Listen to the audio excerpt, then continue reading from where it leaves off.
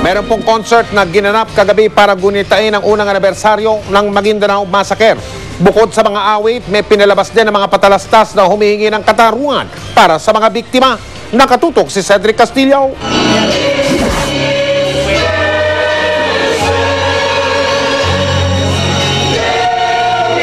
Sa taimtim na panalangin at payapang paghimig, nagbabalik tanaw ang mga mamamahayag ng bansa para sa unang anibersaryo ng malagim na massacre sa Maguindanao.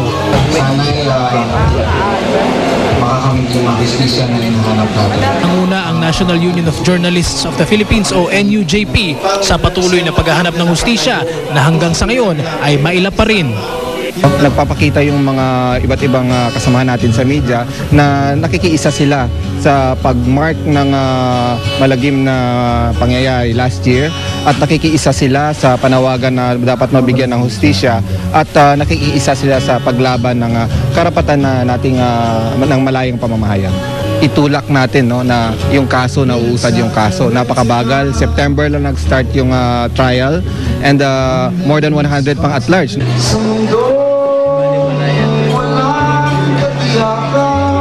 Hindi nga raw dapat basta malimot ang sinapit ng mga biktima, kaya bilang paalala, ilang mga patalastas ang ginawa ng NUJP para ipalabas sa mga TV station. Ni Daniel Chamson, driver ng UNTV. Ako si Mary Grace, kapatid ni Marites Cablitas, publisher ng News. Ako si Myrna, asawa ni Bilang dyan ang isa na may panawagan ng mismong mga naulila ng massacre. Reporter ng UNTV. ang kalayaan sa Ay pamamahayag anak ng ating Ay pakikiba. kapatid ng ating kabiyak karapatan. ng ating Magulang kaligayahan. ng ating kinabukasan. Kailangan namin Nating lahat. Katarungan. At ang panawagan din ng mga kasamahan sa industriya ng ilan sa mga pinatay. Bayan ng Buhay ng 58 ang nabuwis. 32 mamamahayag ang kabilang dito. May hustisya na ba? May nagbago ba? Natuto na ba tayo? Itigil na ang karahasan. Katarungan. Mga nasa media raw ang kusang nag-abot ng panggastos para rito bilang tulong sa mga biktima. Ang malaking tulong ng advertising industry. Libre ang binigay nilang tulong, ang tulong ng mga award-winning directors, si Jim Libiran, si TJ Besa, si Nap Hamir, si Luis Liwanag, na isa ring dakilang photojournalist at lahat ng mga media personalities.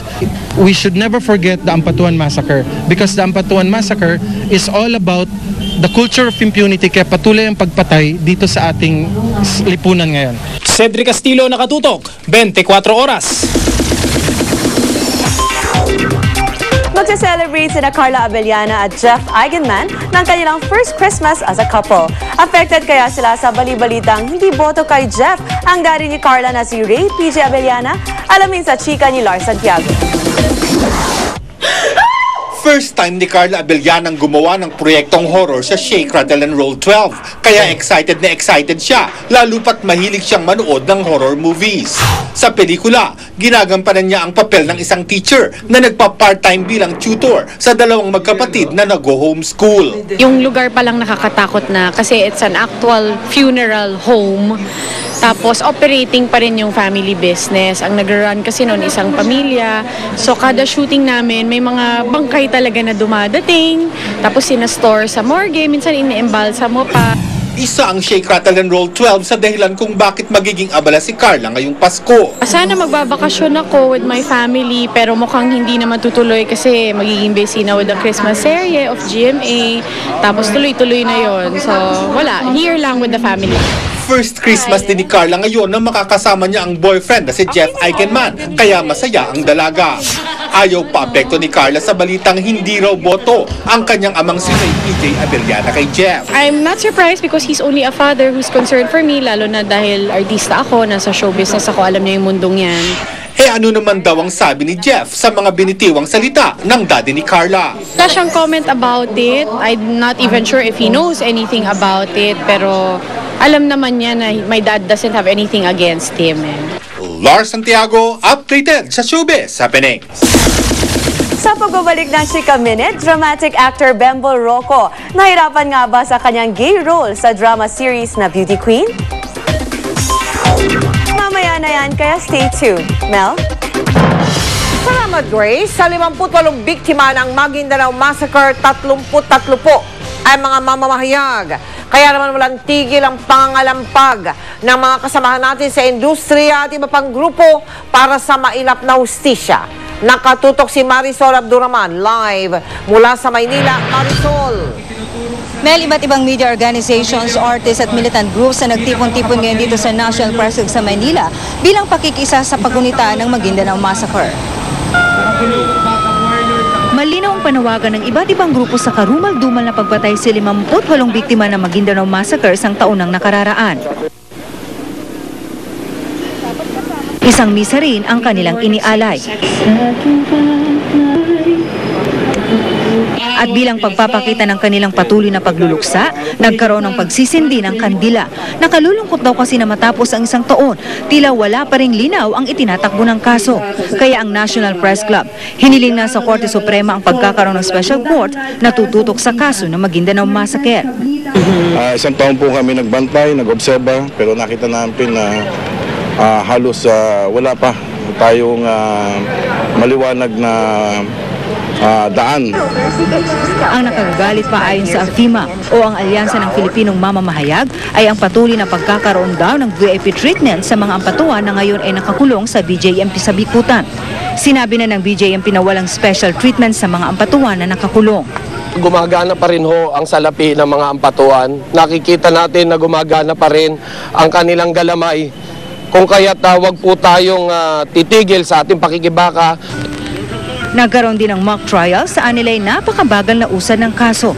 Naging highlight din sa pagunita ng naturang massacre ang pagsunog sa siyam na talampakang effigy ng backhoe na may mukha ni Andal Jr. sa ibabaw. Mayroon din mga baril-barilan na gawa sa kahoy.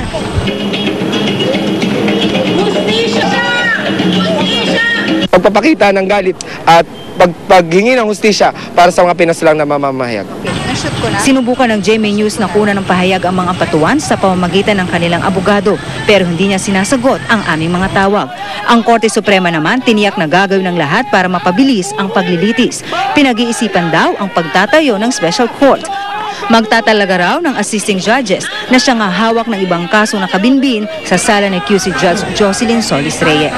Hanggang sa mga oras na ito, Mel, nagpapatuloy pa rin ang aktibidad dito sa National Press Club. At kung kanina, Mel, ay mga taga-media lamang nagkiisa sa pagtitipon, ngayon naman, meron ng mga naragsaan dito ng mga estudyante na nakikisa rin daw at nakikidalamhati dito nga sa nangyari Maguindanao Massacre. Samantala, inaasang hanggang mamaya tatagal pa itong tinawag nilang unrest na acoustic and poetry night kung saan idadaan na lang daw nila sa kanta at sa mga tula ang kanilang patuloy na panawagan at mensahe sa paghingi pa rin ng hustisya dito nga sa 78 biktima ng Maguindanao Massacre. Mel?